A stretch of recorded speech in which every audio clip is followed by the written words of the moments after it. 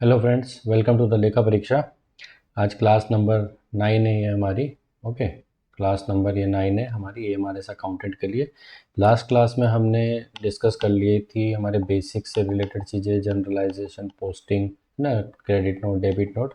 और मैंने आपको बोला था कि आप क्रेडिट नोट, डेबिट नोट जो है इसका ये स्क्रीनशॉट ले लीजिए, इसको पढ़िएगा। अगर कोई डाउट है तो आप इस वीडियो के कमेंट में भी पूछ सकते हैं, वैसे कोई डाउट रहना नहीं चाहिए।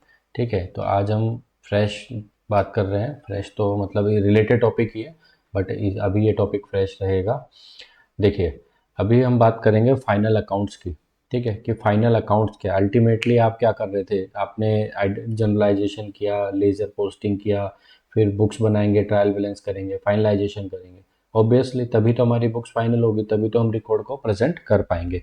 ठीक है, तो एक बार मैं स्टेजेस आपको शॉर्ट में ब्रीफ कर देता हूँ। ठीक है, आगे हम इसका देखेंगे कि ट्रायल बैलेंस में रेक्टिफिकेशन वगैरह का क्या सीन रहने वाला है। स्टेजेस क्या है, देखिए, पहली स्टेप क्या है आपकी, ट्रायल बैलेंस को प्रिपेयर करिए। तो आपने क्या किया, आपने ट्रायल बैलेंस को प्रिपेयर किया। प्रिपेयर कैसे किया होगा, आपने लेजर्स, है ना, लेजर्स की हेल्प ली होगी।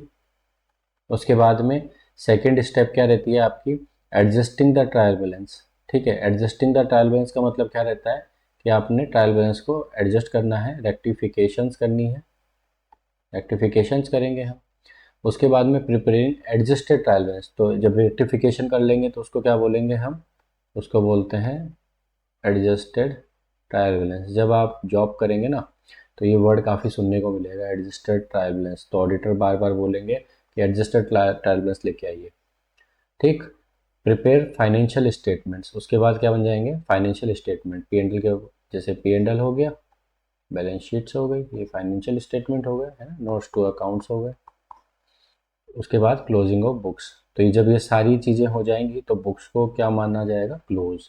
तो हम क्लोज कर देंगे। क्लोजिंग का मतलब ये हो गया कि अब कोई फ्रेश एंट्री हम नहीं करेंगे, अब कोई भी छेड़छाड़ नहीं की जाएगी। अब ये क्या है, अब ये है सब रेडी फॉर ऑडिट। ऑडिट के लिए क्या है, अब ये रेडी है। ठीक है, अब इनका ऑडिट हम करने के लिए भेज देंगे। चलें आगे। देखिए, प्रिपरेशन ऑफ फाइनल अकाउंट्स पढ़िएगा, आपके साथ साथ मैं भी रिपीट कर देता हूँ। ठीक, final accounts preparation involves preparing a set of accounts and statements at the end of an accounting year. The final account consist of the following accounts. Final accounts में क्या क्या शामिल होते हैं, trading and profit and loss account, balance sheet, ठीक है, profit and loss appropriation. उसके अलावा, है ना, एक नोट्स टू अकाउंट्स है ना, ये क्या है, एक्चुअली बैलेंस शीट का ही पार्ट होता है। तो इसको भी हम कंसिडर करते हैं, काफ़ी बार क्वेश्चन आता है। बट बट जो ट्रायल बैलेंस है ना, trial balance is not the part of final accounts. ठीक है, फाइनल अकाउंट्स का पार्ट नहीं है ट्रायल बैलेंस, ये ध्यान रखिएगा। बड़ा फेमस क्वेश्चन है, किसी भी फाइनेंस के एग्जाम में बहुत फेमस क्वेश्चन है ये। ट्रायल बैलेंस पूछ लेता है और कहता है फाइनल अकाउंट्स का पार्ट है या नहीं है। ठीक, सेकंड पूछ लेता है नोट्स टू अकाउंट्स। आगे चलते हैं, objective of final accounts preparation, क्यों प्रिपेयर करना है। देखिए, ये हमने फर्स्ट सेकंड क्लास में भी डिस्कस किया था, ये मार्क्स के बाद में, कि क्यों प्रिपेयर करना है।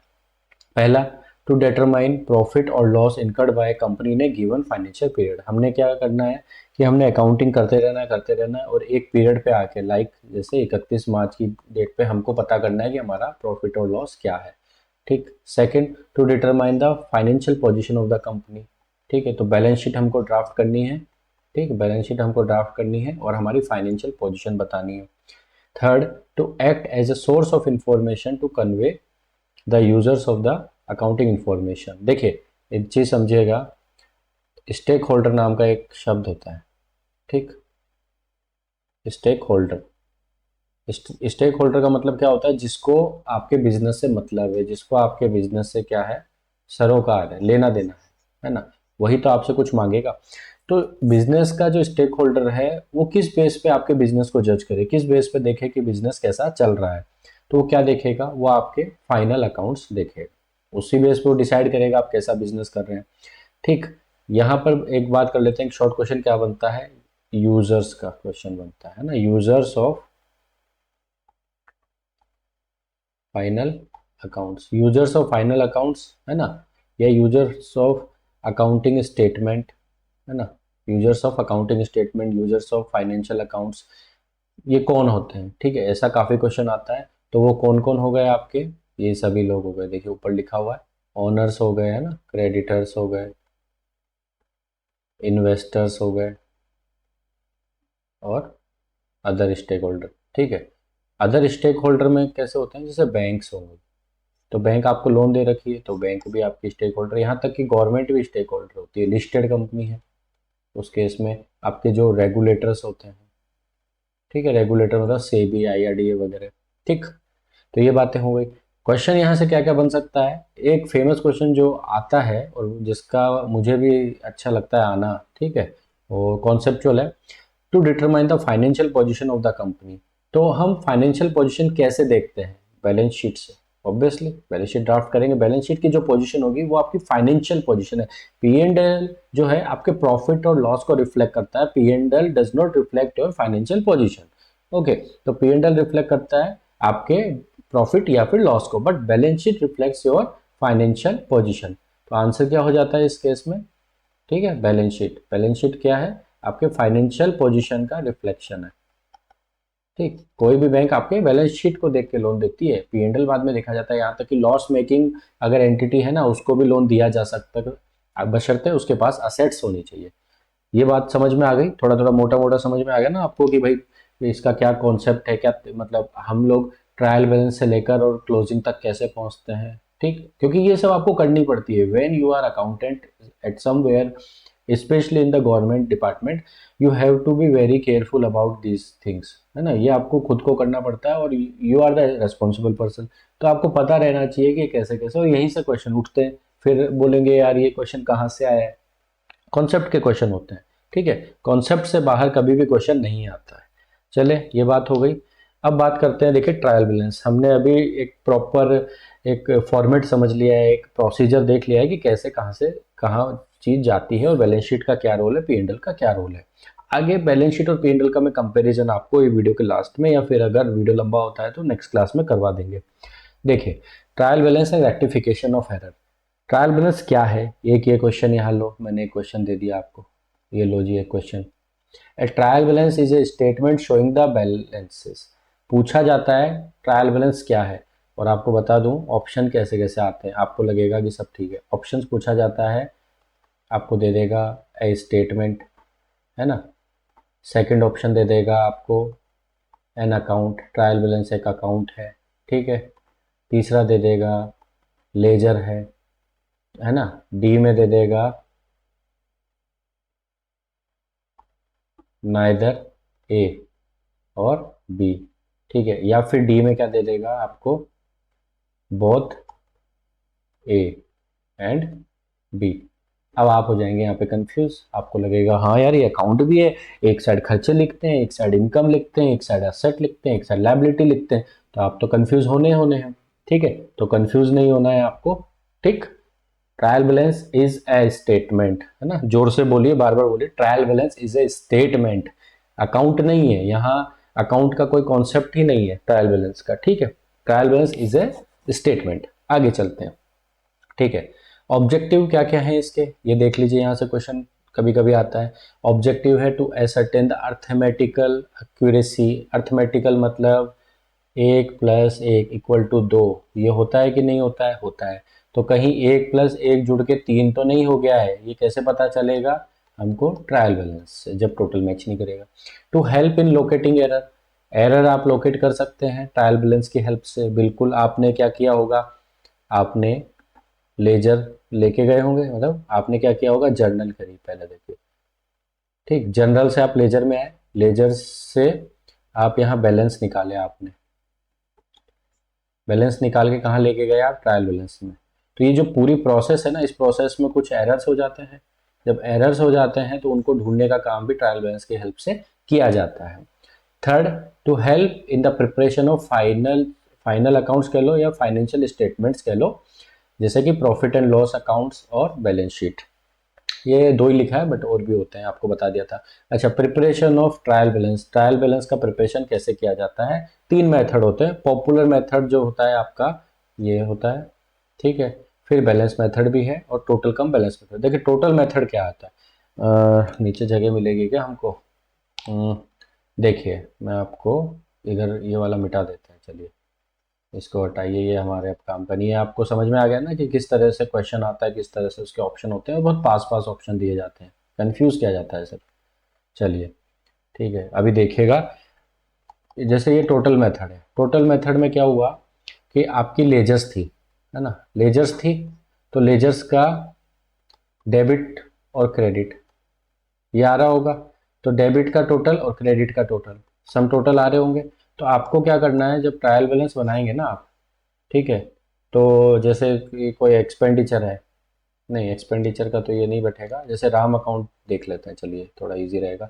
राम है, तो राम का डेबिट साइड का जो है आप डेबिट साइड में लिख दीजिए, और क्रेडिट साइड का जो है क्रेडिट साइड में लिख दीजिए, ठीक है। बैलेंस मत निकालिए, डेबिट साइड का डेबिट साइड में, क्रेडिट साइड का क्रेडिट साइड में। ये हो गया आपका टोटल वाला तरीका, ठीक है। टोटल वाला तरीका हो गया। ऑब्वियसली ये जैसे 10 रुपये या 8 रुपये 2 रुपये बीच के अंदर बचेगा तो जाके एडजस्ट हो जाता है। ये हो गया। अब बैलेंस मेथड की बात करते हैं, जो कि हमारा पॉपुलर तरीका है, बेसिकली हम लोग यही तरीका यूज़ करते हैं। अगर आपको एग्जाम में पूछ ले जनरल तरीका या कॉमन तरीका कौन सा है, दैट इज आपका बैलेंस मेथड, ठीक। बैलेंस मेथड, बैलेंस मेथड में क्या किया आपने, जैसे कि राम का अकाउंट रहा, सब कुछ आपने अकाउंट बनाया, ये डेबिट साइड के ट्रांजेक्शन थे, क्रेडिट साइड के थे, आपने कुछ कुछ ट्रांजेक्शन लिखे, ठीक है, यहाँ पे टोटल लगाया और यहाँ पर आपने बैलेंस कैरिड फॉरवर्ड, ठीक है। तो आपने यहाँ पे बैलेंस निकाल दिया इसका, ठीक है, मतलब इसमें से ये घटा दिए तो ये बैलेंस आ गया। तो ये जो बैलेंस है ना, इस बैलेंस को आप ट्रायल बैलेंस में लेके जाएंगे और यहाँ पे लिखेंगे राम, जैसे डेबिट बैलेंस है तो बस यही लिख देंगे, यहाँ पे राम नहीं आएगा, राम जो है सिर्फ डेबिट में आएगा और क्रेडिट साइड जो है उसमें कुछ भी नहीं आएगा। ऐसे इसका बैलेंस हो गया, ऐसे ही शाम का हो सकता है क्रेडिट बैलेंस हो, क्रेडिट हो तो, ठीक है। तो ऐसे बैलेंस बैलेंस चलते जाएंगे, लास्ट में जाके आपका टोटल मैच कर जाएगा। ये बात हो गई बैलेंस मेथड की। और थर्ड मैंने क्या बताया आपको, टोटल कम बैलेंस मेथड। ये कुछ भी नहीं है, ये बुकिश मेथड है, बेसिकली 11th 12th में स्टूडेंट्स को परेशान किया जाता है, ज़्यादा नाम दिए जाते हैं ज़बरदस्ती। एक तो मुझे ये समझ में नहीं आता कि एजुकेशन में वो चीज़ें क्यों पढ़ाई जाती हैं जो कभी काम ही नहीं आती है। कभी देखा है टोटल कम बैलेंस मेथड, कभी देखा है? मुझे नहीं लगता कि किसी ने देखा होगा। हमें तो काम करते हुए 6 साल हो गए, लेकिन आज तक ये मेथड तो हमने कभी देखा नहीं प्रैक्टिकली। हमेशा फॉलो यही किया जाता है, आप इसी को देखिए, इसको यानी कि total method plus balance method दोनों मिला दोगे ना तो ये मेथड निकलता है। और क्या है, और कुछ भी नहीं है, गणित है, और क्या है। उधर बैलेंस भी लिख दो, टोटल भी लिख दो, जब बैलेंस टोटल दोनों लिख दोगे तो आपका हाइब्रिड मेथड बना दिया, कुछ भी बना लो। चले आगे, देखिए अब आते हैं क्लासिफिकेशन ऑफ एरर। इसको देखिएगा, यहाँ से क्वेश्चन उठ सकता है अगर रूट लेवल पे पूछा गया तो, ठीक है। 8-10 मिनट में इसको खत्म करते हैं। देखिए एरर ऑफ कमीशन, एरर किस तरह की होती है, देखिए 4 तरह में हम एरर को बांट सकते हैं, error of commission, omission, principle errors. Commission का मतलब क्या होता है, कुछ करना, है ना, कुछ क्रिएट करना। तो आपने क्या किया, आपने एरर क्रिएट कर दी। एरर क्रिएट करने का मतलब क्या है कि राम अकाउंट है उसको डेबिट करना था, है ना, राम डेबिट टू सेल्स करनी थी, आपने क्रेडिट सेल की राम को, तो राम की जगह आपने सब शाम को डेबिट कर दिया, सेल्स ठीक ही है ना, क्रेडिट सेल्स। तो आपने राम की जगह शाम को कर दिया, आपने क्या किया, एरर क्रिएट करी है आपने, एरर क्रिएट करी, इसको क्या कहते हैं, एरर ऑफ कमीशन। फिर error of omission, error of omission का मतलब क्या है, आपने ओमिट कर दिया, है ना, यानी कि आप भूल गए, भुला गए, है ना, फोगेटिया गए, है, भूल गए आप, जब एंट्री करना ही भूल गए, जैसे राम अकाउंट टू सेल्स, ये एंट्री करना ही भूल गए, जब ये एंट्री करना भूल गए तो इसको क्या कहेंगे, एरर ऑफ ओमिशन। थर्ड हो गया error of principle. Error of principle मतलब जो हमने बेसिक कॉन्सेप्ट पढ़े थे, गैप्स पढ़े थे, याद होगा, तो उसके हिसाब से आपने काम नहीं किया। जैसे कि आपने क्या किया, रिपेयर्स करी साहब, है ना, रिपेयर्स ऑफ बिल्डिंग कर लेते हैं, चलिए आइए, रिपेयर्स ऑफ बिल्डिंग करी, है ना। अकाउंटिंग एंट्री क्या होनी चाहिए थी, अकाउंटिंग एंट्री होनी चाहिए थी रिपेयर्स अकाउंट डेबिट। ये क्या लिख रहा हूँ मैं, ये लिख रहा हूँ मैं करेक्ट एंट्री, ठीक है। टू में कर देते हैं, जैसे बैंक, है ना, बैंक से पेमेंट किया, लेकिन आपने रॉन्ग एंट्री कर दी। रॉन्ग एंट्री क्या कर दी, आपने कर दी बिल्डिंग अकाउंट, ठीक है, building account debit to bank account. तो आपने क्या किया है, देखिए एंट्री वैसे कुछ गलत नहीं है, गलती आपके कॉन्सेप्ट की है ना। तो गलती किसकी है? आपके कॉन्सेप्ट की गलती है, एरर ऑफ प्रिंसिपल है, आपने प्रिंसिपल फॉलो नहीं किया, तो इसलिए इसको बोलेंगे एरर ऑफ प्रिंसिपल। आपने खर्चे की जगह सॉरी आपने क्या किया, खर्चे की जगह बिल्डिंग में आपने डेबिट कर दिया। तो रॉन्ग एंट्री क्या है हमारी? बिल्डिंग है, तो आपने रॉन्ग एंट्री ये कर दी, जबकि करेक्ट एंट्री ये होनी चाहिए थी। फिर आती है कंपनसेटिंग एरर। कंपनसेटिंग एरर का मतलब क्या है कि एक गलती ऐसी हुई कि दूसरी गलती को एडजस्ट कर गई। जैसे कि अभी जो एग्जांपल है वही ले लेते हैं। राम अकाउंट डेबिट है टू सेल्स है, सपोज करिए राम अकाउंट डेबिट है टू सेल्स है। अब कंपनसेटिंग एरर क्या होती है कि आपने एंट्री इस तरह से करी कि जो आपका एक एंट्री है वो दूसरा एंट्री को एडजस्ट कर देगा। मतलब ये एंट्री थी, ठीक है, और दूसरी एंट्री जो है आपकी श्याम अकाउंट डेबिट, ठीक है, टू सेल तो नहीं है, परचेज ले लेते हैं, ठीक है, चलिए purchases account debit to Shyam account, ठीक है। एक है आपकी सेल की एंट्री, एक है आपकी परचेज की एंट्री। परचेज की एंट्री आपने गलत मार दी, अपोजिट सेल की, मतलब सेल परचेज, मतलब परचेज की एंट्री सेल्स की जैसे मार दी, है ना, सेल्स की जैसे मार दी। और जो सेल्स की एंट्री है ये आपने परचेज की जैसे मार दी, ठीक है। तो एक दूसरे को एडजस्ट कर जाएंगे, बशर्ते बशर्ते अमाउंट जो है ना आपका सेम होना चाहिए दोनों एंट्री में। तो ये दोनों एक दूसरे को एडजस्ट कर जाती है, ठीक है। तो ये मोटा मोटा आपको मैंने बता दिया, एग्जैक्टली आप इसको नहीं समझिए, बट मोटा मोटा आप समझ के रखिए कि चार तरह की नॉर्मली एरर होती है। Error of commission, error of omission, error of principle, compensating errors. बात खत्म। चलिए नीचे रेक्टिफिकेशन की बात करते हैं कि साहब अब रेक्टिफिकेशन भी तो करना है। एरर तो समझ लिया कि साहब चार तरह की एरर होती है, रेक्टिफिकेशन भी तो बताओ, रेक्टिफिकेशन करना कैसे? बिल्कुल बताएंगे। देखिए दो तरह की एरर हो सकती है, इसको हम दो तरह से बांट देते हैं। एक एरर जिससे ट्रायल बैलेंस अफेक्ट होता है, एक एरर जिससे ट्रायल बैलेंस अफेक्ट नहीं होता है। जिससे अफेक्ट नहीं होता है वो तो मैंने आपको ऊपर बता दी, ठीक है। ये जो एंट्री है ना इनसे अफेक्ट नहीं होता है, बट इसमें नेचर होता है। तो सिंपली मैं बात करूं कि अगर लिखना चाहूँ ना मैं, तो जो ओमिशन है ना, ओमिशन से अफेक्ट कभी भी नहीं होगा, ये ध्यान रखिएगा। क्यों? क्योंकि ओमिशन में तो आपने एंट्री की ही नहीं, ठीक। एक आपकी कंपनसेटिंग जो एरर है उससे भी आपका ट्रायल बैलेंस अफेक्ट नहीं होता, क्योंकि एक अकाउंट ने दूसरे अकाउंट को कंपनसेट कर दिया।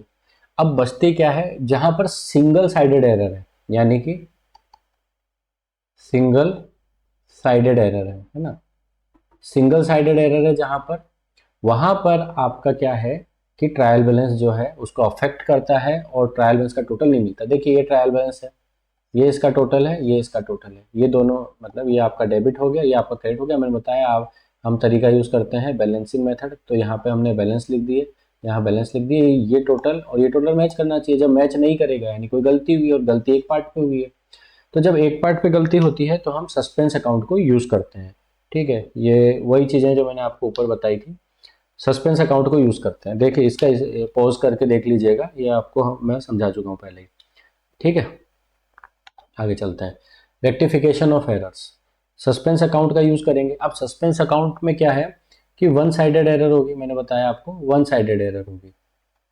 देखिए टू साइडेड एरर है तो कोई इशू नहीं है, जैसे कि राम अकाउंट है, अगर ये गलत हो गया है तो आप सही कर लीजिए, बशर्ते आपके पास दोनों अकाउंट होने चाहिए। आपने क्या किया, ये किया, ठीक है, 100 रुपये से किया, लेकिन करना था 1000 रुपये से, तो आप रेक्टिफिकेशन जो है वो क्या करेंगे, रेक्टिफिकेशन में आप बैलेंस अमाउंट कर देंगे।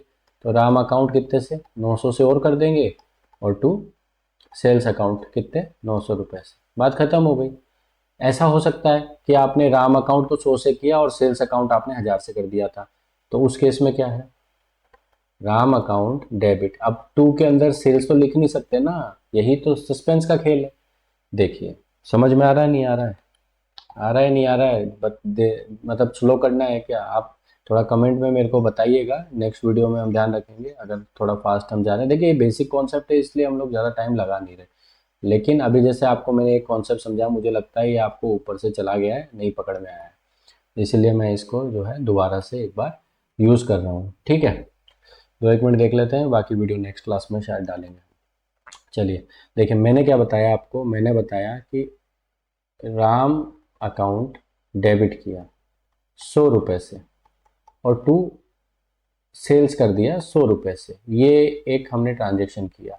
हमने क्या किया था, हमने गुड्स सोल्ड टू राम कितने का, 1000 रुपये का।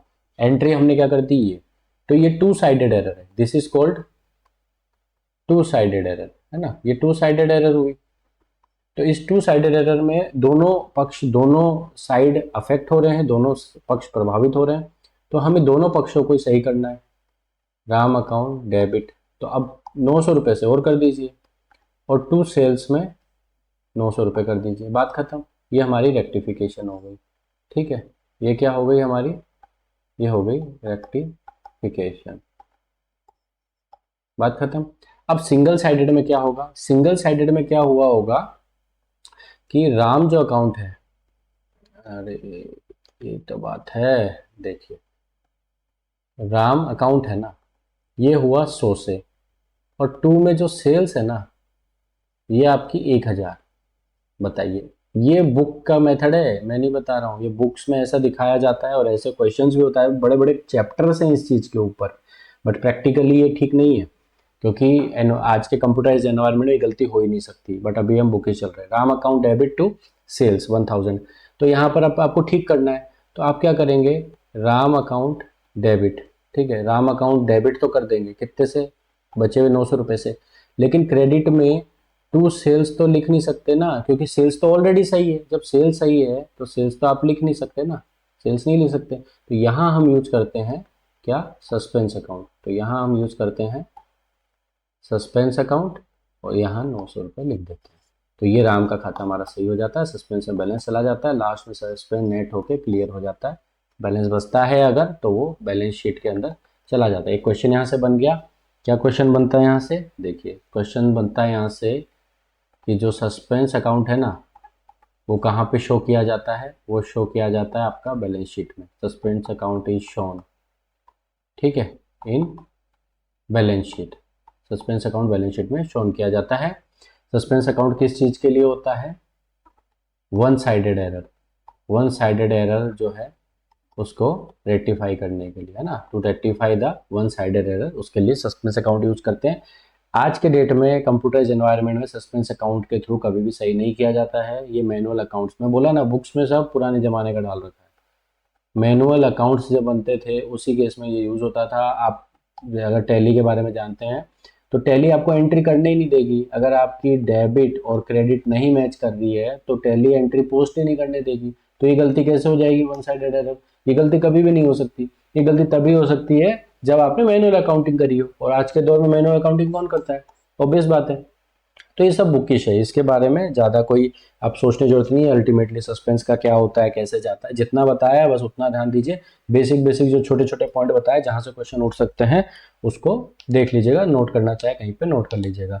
एक ये कॉन्सेप्ट और नोट्स टू अकाउंट बचा है, ये नेक्स्ट क्लास में इसको डालें क्या, या अभी कर लेते हैं, चलिए फटाक से 1 मिनट में कर लेते हैं, है ना, 1 मिनट में क्या कर लेते हैं, concept of P&L and balance sheet. मैंने आपको क्या बताया था, जो बैलेंस शीट होती है ये आपकी फाइनेंशियल, ये आपकी फाइनेंशियल पोजीशन को बताती है, ठीक है। प्रॉफिट एंड लॉस क्या करता है, आपके प्रॉफिट या लॉस को बताता है, ठीक है। आपके स्टेक होल्डर जो हैं, आपके स्टेक होल्डर्स के लिए दोनों ही जरूरी है ना, और जो P&L है वो पहले बनता है, जो बैलेंस शीट है वो बाद में बनती है, ये दोनों ही जो हैं P&L एंड बैलेंस शीट ये आपके क्या है, फाइनल अकाउंट्स के पार्ट हैं, ठीक। P&L के अंदर जितने भी टेम्पोरेरी अकाउंट्स होते हैं वो सब आते हैं, एक्सपेंडिचर्स एंड इनकम, ठीक है। और फाइनेंशियल पोजीशन देखनी है तो ऑब्वियसली हमारे यहाँ पे जितने भी परमानेंट अकाउंट है, लास्ट क्लास में मैंने बताया था परमानेंट अकाउंट और टेम्परेरी अकाउंट के बारे में, लास्ट क्लास का वीडियो देख लेना, क्लास नंबर 8, परमानेंट अकाउंट यहाँ पे आते हैं। चले आगे, कॉन्सेप्ट ये हो ही गया, उसके बाद नोट्स टू अकाउंट। देखिए नोट्स टू अकाउंट क्या होता है कि कुछ चीज़ें जो होती है ना बैलेंस शीट में नहीं आ सकती है, मतलब मॉनिटरी नहीं होती, और हमने एक चीज़ बताई थी कि मॉनिटरी चीज़ों की ही अकाउंटिंग की जाती है, लेकिन कुछ ऐसी चीज़ें होती है जो मॉनिटरी नहीं है, नॉन मॉनिटरी है बट इंपॉर्टेंट है, which can affect the decision of the stake holders, ठीक। तो वो जो नोट्स टू अकाउंट है उनको क्या करते हैं हम बैलेंस शीट में फुट नोट्स में दर्शा देते हैं, है ना, फुट नोट्स में उनको नीचे लिख देते हैं। तो ये क्वेश्चन पूछा जाता है कि उसको कहाँ शो किया जाता है, फुट नोट्स में शो किया जाता है, है ना। नोट्स टू अकाउंट जो है वो फाइनल अकाउंट्स का पार्ट बनता है ना, एनुअल रिपोर्ट्स का पार्ट बनता है। ये इसकी डेफिनेशन है, पढ़ देते हैं आपके लिए।